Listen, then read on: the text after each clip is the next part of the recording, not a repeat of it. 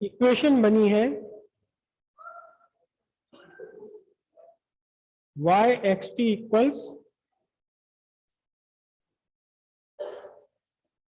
2a sin 2 pi by lambda vt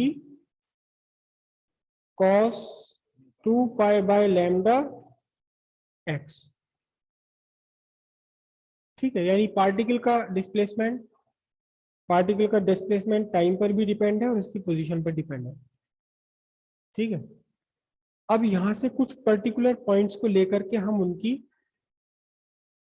position find करते हैं कुछ पर्टिकुलर टाइम इंस्टेंट पर। ये मेरा रस्सी है, इस रस्सी में दो वेव चल रही है, एक वेव ये रही, ठीक है, जिसे मैंने क्या लिखा था y1 xt, और यहां ये ओपन एंड से रिफ्लेक्ट हुई। ये कौन सा एंड है? Open and. ओपन एंड से ये वेव रिफ्लेक्ट हुई, जिसको क्या लिखा था y2 xt। पूरी इक्वेशन हम यहां नहीं लिख रहे। अब ये सुपर इंपोज हो रही है, दो वेव एक दूसरे के अपोजिट चल रही, same medium along the same straight line, और दोनों एक दूसरे को सुपर इंपोज कर रही है। सुपर इंपोज करने के बाद जो रिजल्टेंट वेव बनी उसकी इक्वेशन ये रही। अब मैं यहां से चंद पॉइंट ले रहा हूं, कुछ खास पॉइंट्स, ओरिजिन से कुछ खास पॉइंट। पहला पॉइंट मैंने कंसीडर किया, फिर से बना लेता हूं, मैं इस रस्सी को ही बना लेता हूं। पहला पॉइंट मैंने कंसीडर किया x इक्वल 0 पर। ठीक है,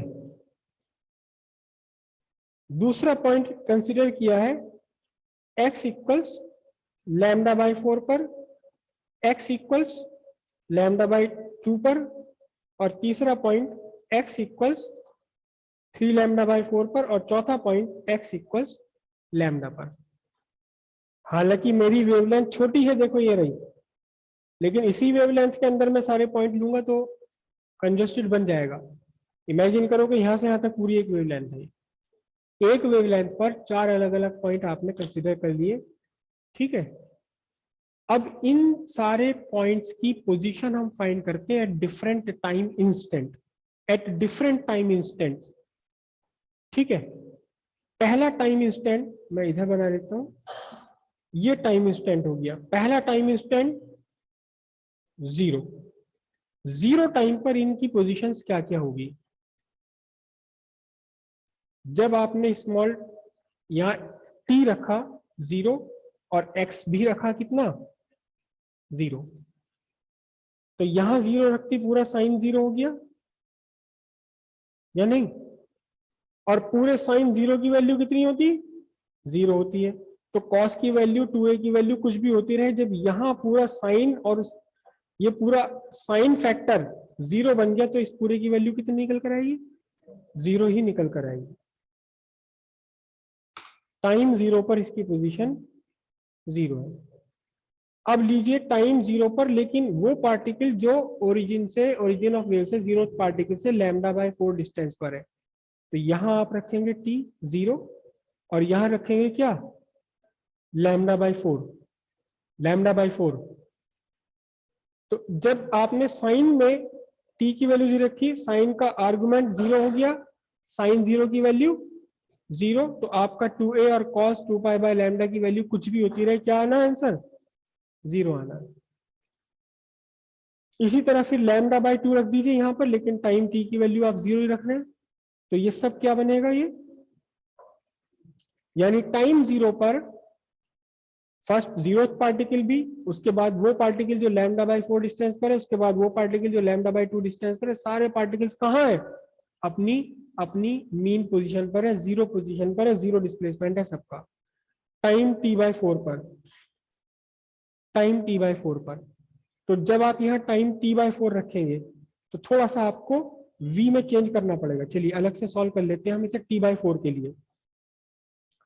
t बाय 4 के लिए y xt इक्वल से 2a sine 2 pi by lambda vt cos, कहाँ लिख रहा हूं मैं,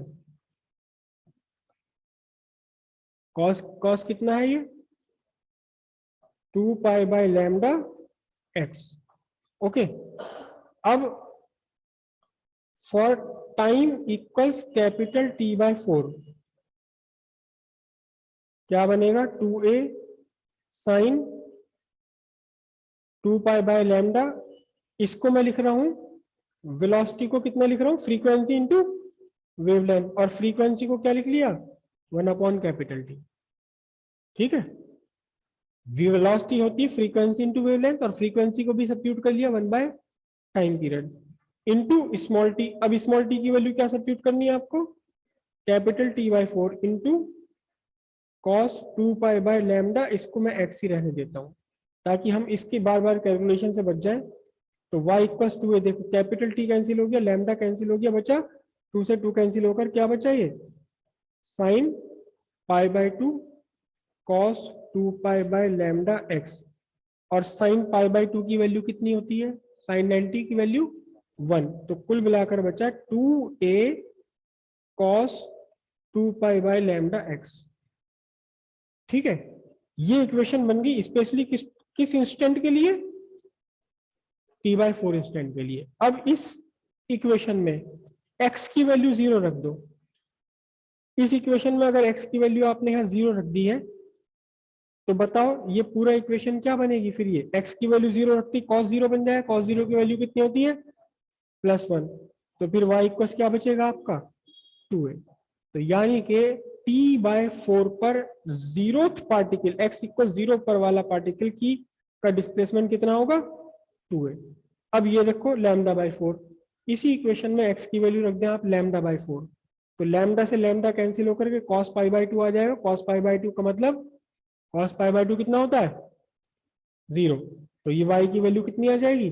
y की वैल्यू आपकी बनेगी 0। फिर रखें λ/2, तो λ/2 जब आप यहाँ रखेंगे λ/2, लैम्डा से लैम्डा कैंसिल होकर के क्या बन जाएगा? फिर ये x की वैल्यू आप रखेंगे कितनी? λ/2, तो लैम्डा से लैम्डा 2 से 2 कैंसिल होकर cos पाई की वैल्यू कितनी होती है? -1, तो y इक्वल्स कितना निकल कर आएगा? 2a। यानी कि जब x इक्वल 0 वाले पार्टिकल की पोजीशन 2a है तो इसकी पोजीशन कितनी है? -2a। उसके बाद फिर से इस बार x की वैल्यू क्या रखोगे? 3λ/4। 3λ/4 रखती है, कितना आंसर आएगा यहाँ? x की वैल्यू 3λ/4 रखोगे, बताओ। तो cos 270 बनेगा, 270 cos भी 0 होता है, आंसर आपका आएगा कितना? 0। और फिर उसके बाद में आप लैम्डा रख दीजिए यहाँ, लैम्डा से लैम्डा कैंसिल होकर के cos 2 पाई की वैल्यू कितनी है? cos 2 पाई की वैल्यू 1 +1, तो फिर y इक्वल्स कितना बन जाएगा? y इक्वल्स बन जाएगा आपका 2a।